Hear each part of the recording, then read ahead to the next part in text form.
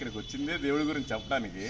కానీ ఈయన ఫేస్ చూసి మేము భయపడిపోయి ఆగిపోయాం. అసలు వాస్తవానికి చెప్పలేదు.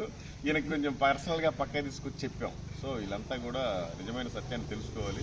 ఆ విధంగా మీరంతా ప్రార్థించండి. Okay, thank you.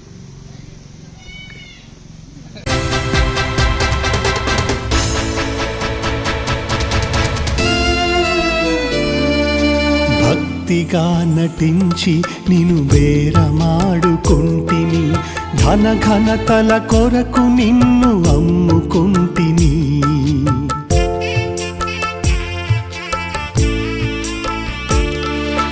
భక్తిగా నటించి నిన్ను బేరమాడుకుంటిని, ధన ఘనతల కొరకు నిన్ను అమ్ముకుంటిని.